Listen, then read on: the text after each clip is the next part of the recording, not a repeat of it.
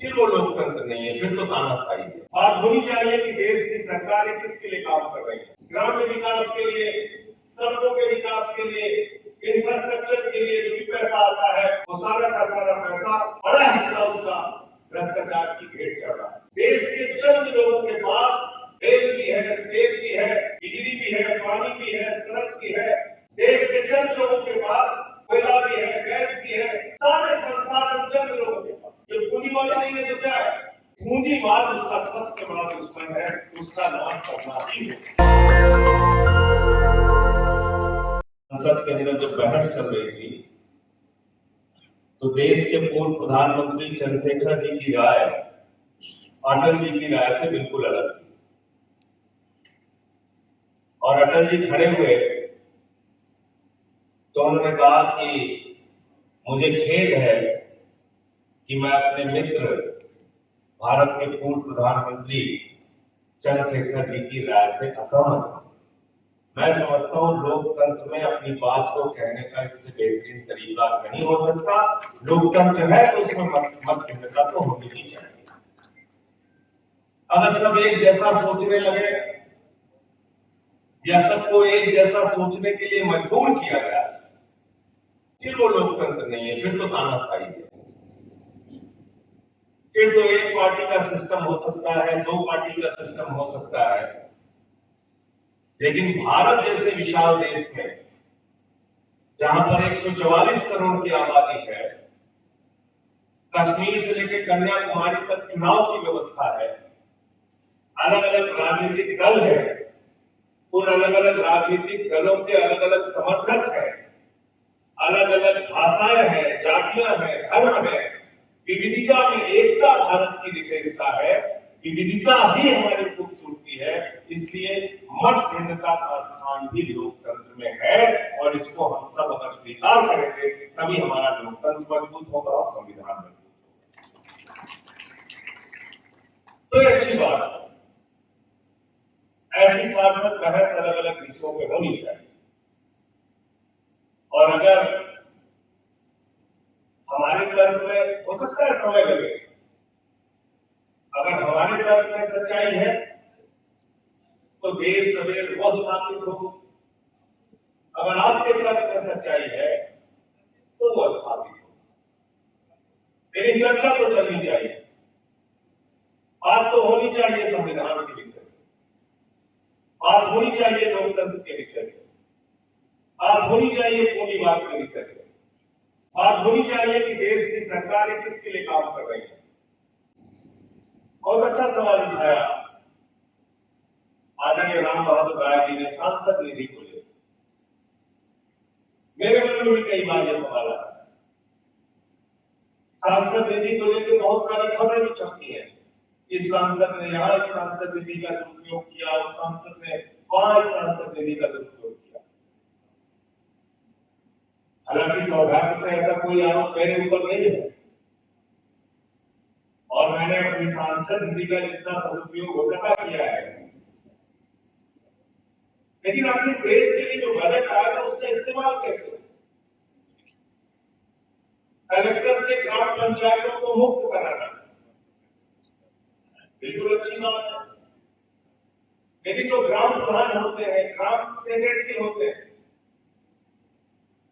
किस तरीके से आने वाले धन का दुरुपयोग होगा धीरे धीरे मतलब खत्म हो रहा है।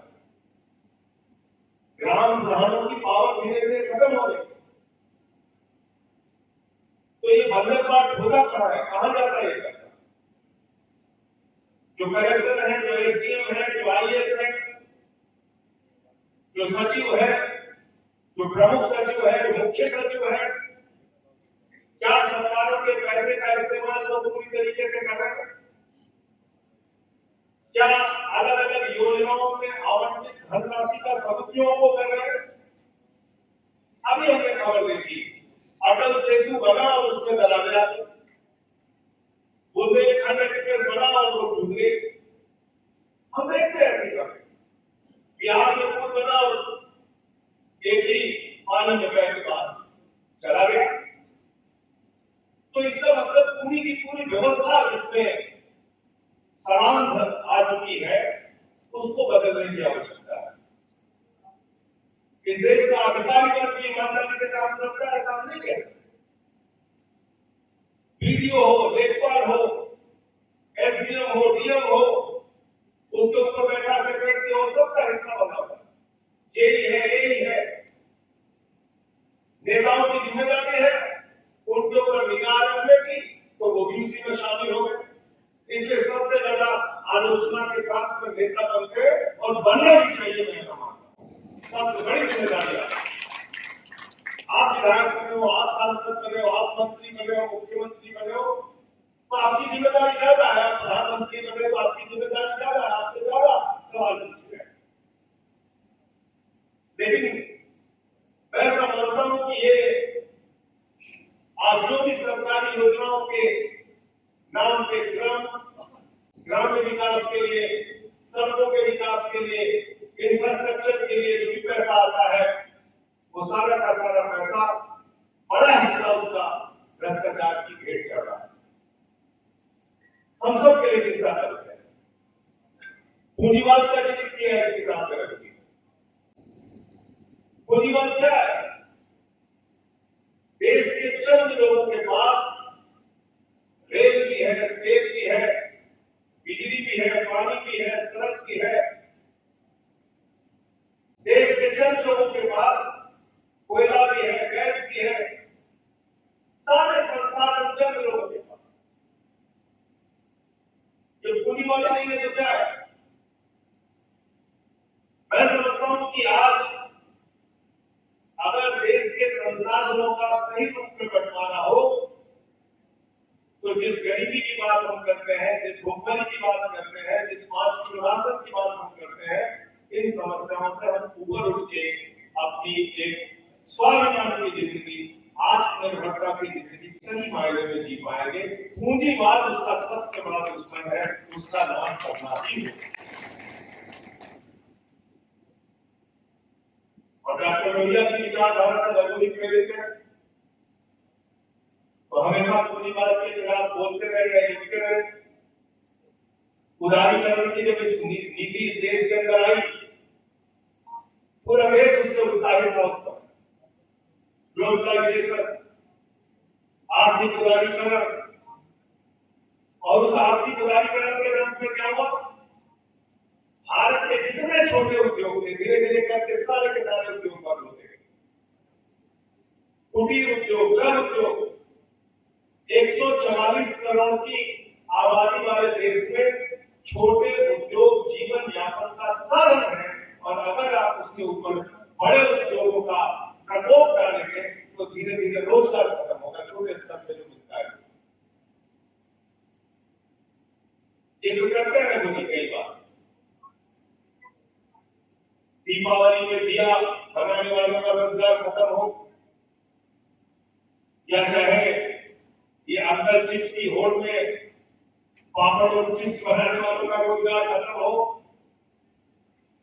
या ये पैकिंग के पानी पीने के नाम पर, पानी के नाम पे जो थोड़ा बहुत आप देखते रहेंगे, पहले उसका खड़ा लगा के पानी देने वालों का रोजगार खत्म हो, तो रोजगार खत्म हुए।